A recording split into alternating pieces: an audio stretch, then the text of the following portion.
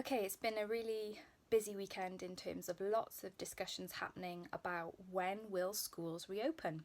I'm living in Wales, so I'm in a different position to a lot of teachers in England who are facing their schools potentially reopening from the 1st of June.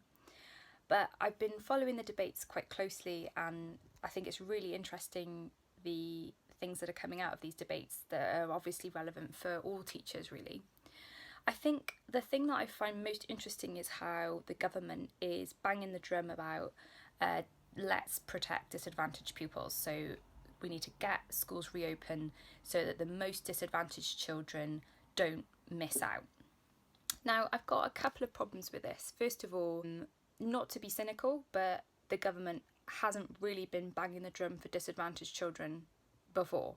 So in the last few years, I'm a member of the National Education Union, the NEU, and there's been so much about school cuts, so much in the press about how the most disadvantaged pupils across England, Wales, everywhere are the ones who seek to lose the most when rigorous cuts to education are made.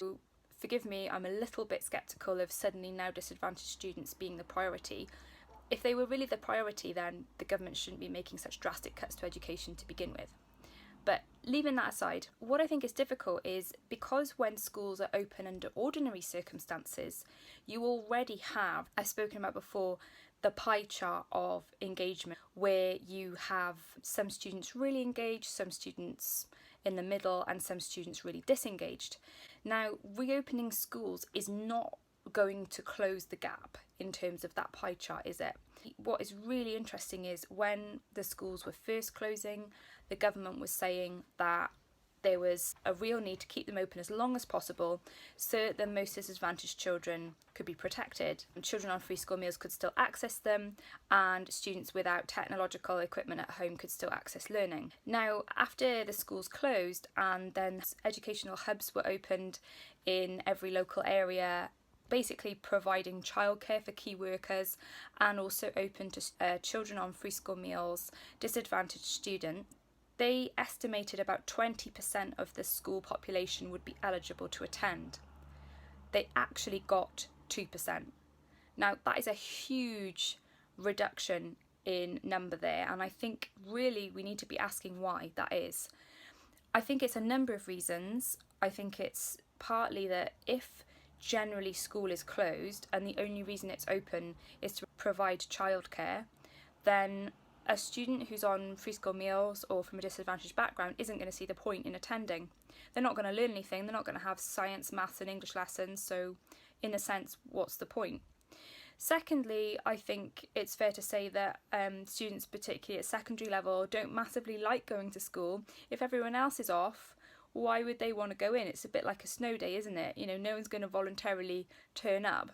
But thirdly, and I think this would be worth investigating more about, but it's the transport issue. You know, if students are dependent on contract buses that pick them up for school, take them to school and then take them home, when that's no longer in place, how do they then access those hubs? So in my area, we have a hub for secondary students in one of the main towns, but that's a significant distance, I'd say 20-minute, 30-minute drive in a car. And if someone doesn't have a car, are they expected to get on a bus? I mean, all of this is risky, isn't it? And under these social distancing measures of only going out when necessary, minimising interaction, minimising use of public transport, I can completely understand how most parents just wouldn't want to do it. I think it's fair to say that most parents have their priority is their child's safety.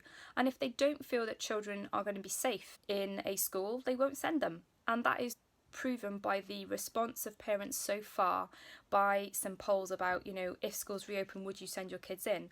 A lot of parents have said no. They don't stand to be punished for that either at the moment. Ultimately, for even the most engaged parent, I've got 2 children myself, they're in different school years.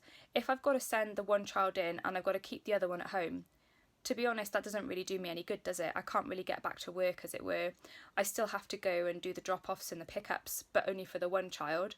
I can completely see how many parents would just say, I'm going to just wait till they're all back in and do that all together. Now, in the Saturday briefing, Gavin Williamson was asked about what would happen if a primary teacher had to go back to work and, she had children who were not in the year groups covered, what would happen? And the government just re-emphasised the fact that the hubs are open for childcare for key workers. And then I was thinking, hang on, those hubs are schools, right? In most cases. So if the schools are opening for selective year groups and classes, how are they also going to be providing childcare for key workers? Surely that means then that you may as well open the schools for everyone, because if one school is going to have reception, year 1, year 6, and also every key worker's child for childcare, you're actually looking at a higher number. And so I just wonder if the practicalities have really been thought through.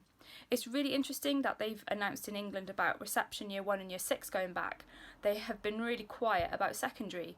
Maybe that's because no one has a clue how that's going to work. How do you open a secondary school? How do you run a timetable for 1 or 2 year groups? Year 10, maybe year 12.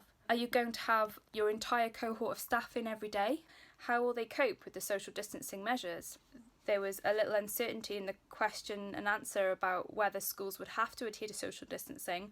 It has been categorically released in stuff by the DfE that schools will not have to adhere to the 2-metre rule because it's just seen as an impossibility. It's not hard to see why teaching unions are getting annoyed with the government for not listening to what they're saying about the priority of staff welfare and student welfare too.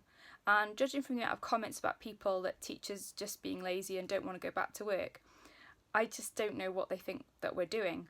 But I don't want to rant about that. Ultimately, I think this comes down to an ongoing argument which the unions have had with the government over many years, and that is the lack of trust in teachers' professional judgement. If head teachers are saying, we don't want these certain year groups to go back, we want to be able to stay closed, we want to be able to make sure our students are safe, the government needs to listen to that, because it sounds like the government have basically told primary head teachers in England, get the kids back, open the doors, no matter what. And that's just not a helpful approach. Finally, this issue of social engagement, the Sutton Trust has done some really interesting research on this, how students in less advantaged backgrounds are producing less work, doing fewer hours of work per day, their work being of poorer quality. Obviously this is an issue, but I don't think reopening schools is going to solve those issues, because we had those issues before anyway. And I get the fact that, you open schools, everyone comes back in, hopefully you can start to close that gap. But surely the real issue here is parental engagement. If parents aren't engaged with their child's learning now, in a time of COVID-19, then reopening schools is not going to change that issue. Whilst I believe as a teacher, and I wouldn't be a teacher if I didn't believe this, a student with motivation and support can overcome any obstacles. I totally believe that. So I'm not one to say, if the parents aren't engaged, let's just give up on a child. Never, I would never say that. However, if a parent is not engaged, that's a very hard obstacle to overcome.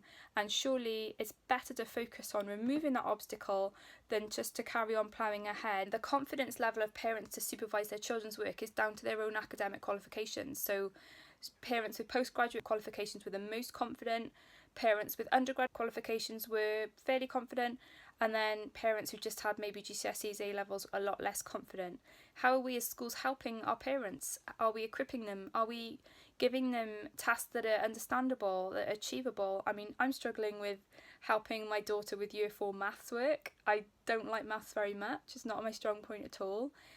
I can imagine that a lot of parents are looking at this work that's being set thinking, I don't know how to do this. Are we making it easy for parents to access it?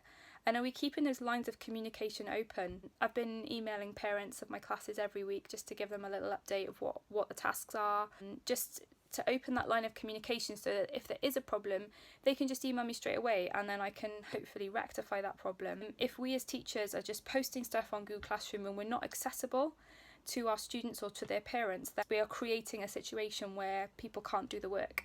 Ultimately, as teachers, we're all passionate about helping disadvantaged students. We're all passionate about closing that attainment gap.